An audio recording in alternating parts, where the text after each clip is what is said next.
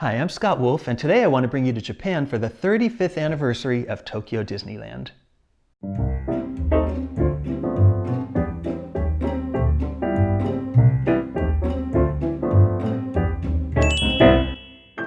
In 2018, the Tokyo Disney Resort celebrated its 35th anniversary, and I was lucky to have the chance to go. I took thousands of pictures as always, but I want to share just a few of them with you. Even before you entered the park, you get to see here on the monorail that they had the 35th anniversary logo on there. It was decorated so beautifully, and let me go to the next picture here. You could see inside they decorated just gorgeous. Before I continue, I want to give you a little history of the Tokyo Disney Resort. Did you know that it's not owned by Disney? It's actually owned by the Oriental Land Company. Now that company had a lot of land called the Oriental Land. They wanted to build a recreational facility, but they weren't really sure exactly what they wanted to do. So they sent some of their people to California and to Disneyland and to Walt Disney World in Florida just to get inspiration and some ideas. And they came back and their idea was we should bring Disneyland to Japan. So they approached Disney about it, and Disney liked the idea. They had a lot of negotiations back and forth. I'm giving you the super condensed version, but Disney liked the idea. The problem was they were putting all their extra money into Epcot at that time, and they didn't want to spend any money on the Japanese park. In fact, the Japanese people were kind of mystified. Why would they be so excited about this, and yet they didn't want to put any money into it? But in the long run, what happened was Disney agreed to be a part of it, to design it, to help to build it, to help train the cast members, but they weren't putting the money in. And they ended up getting 10% of ticket sales and 5% of food and merchandise, and that was the deal. So as a result, the Oriental Land Company owns the resort, and they're in charge of the parades and the shows and the special events, and they just do it right.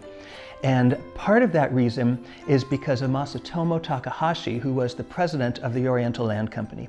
Now, I want to read a little excerpt from a speech he gave, but before I do that, I've got to tell you, I think Walt Disney would just love Tokyo Disneyland. One time he was asked about how he thought that Disneyland would be successful after Disney, as they said. And he said, you've got to give the public everything you can give them. You keep the park as clean as you can keep it. You keep it friendly and make it a real fun place to be. And that's Tokyo Disneyland. It's really absolutely sparkling clean. And after 35 years, and the cast members are just the friendliest cast members. I don't know if I've ever encountered any cast member who just didn't give it their all. It's wonderful. And a large reason for that is Mr. Takahashi. I want to read an excerpt from a speech that he gave. This was 18 months before Tokyo Disneyland opened, and that was 1983. He said, "Most important to this business is to be in line with the public interest and to make our guests happy. We must have that attitude to make this business a success. Just having the money and the facilities is not enough. We must put our heart and soul into it as well." Isn't that something? Well, let me show you how much they put their heart and soul into it. Just before you enter Tokyo Disneyland, the park, you see this display. This was for the 35th anniversary. Normally, you're going to see the Mickey floral like you see in Disneyland, and in the Magic Kingdom, they have their own version of a floral Mickey. But this was on display for the 35th anniversary. Here's a sign that you go under just before you enter Tokyo Disneyland. Underneath the main Tokyo Disneyland sign, you'll see it was Halloween. We were there from Halloween until Christmas season, and that sign always changes. But they had this beautiful 35th anniversary display up, and take a look at it at night, and now it's Christmas. Even the lights had poinsettias on them, but it was so beautiful at night as well. Even the Christmas tree had these Mickey ornaments with the 35th anniversary logo in them. That's just the amount of detail that they put into everything. This is their version of Main Street. It's called World Bazaar. One thing you might notice is that it's covered, and that's because it snows and it rains and it gets very cold. So because of the weather, they covered Main Street. And for the 35th anniversary, they had this gorgeous display with golden Mickeys all around, and each Mickey represented a different anniversary. Every 5 years, Mickey has a special costume, and this showed one from every 5 years with that costume. Over at the castle, here's the banner with the 35th anniversary logo. It was called Happiest Celebration. What could be better than that? Isn't that great? Even the Mark Twain steamship had special decorations for the 35th. And when you rode, they had the 35th anniversary theme song on the Mark Twain. That played on the monorail, that played in the Mayama train station outside of Tokyo Disneyland. It played for the shows and parades. And they had this kind of frontier version of it playing aboard the Mark Twain.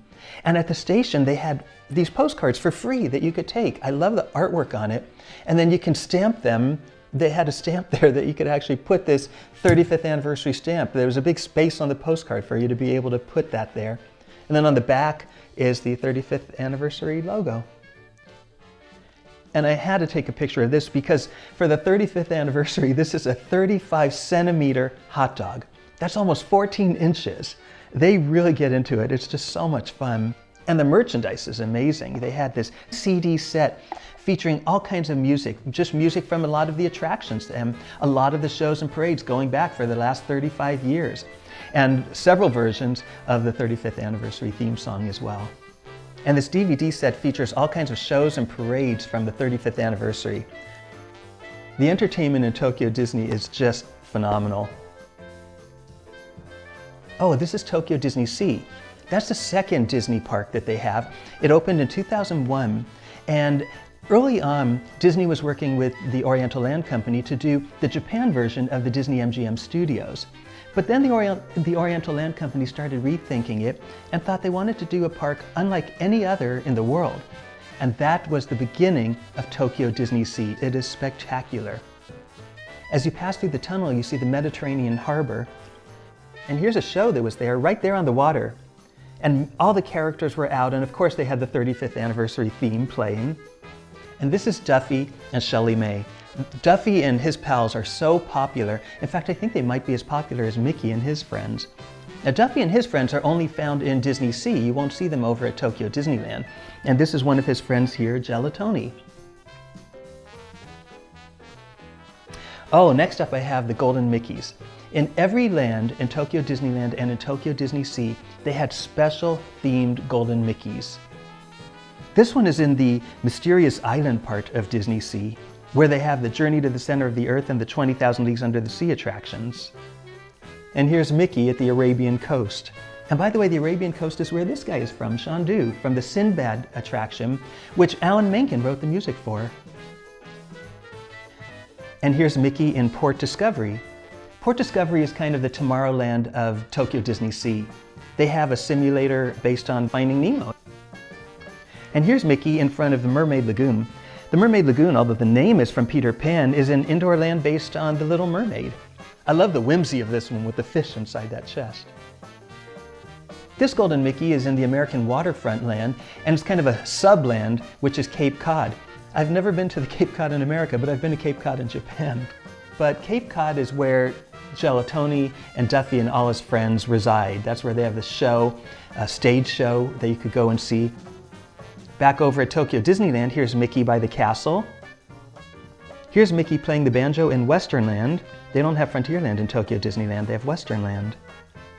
This Golden Mickey is blasting off in Tomorrowland. And this is Critter Country, where Mickey is sharing some tea with a more traditional looking mouse.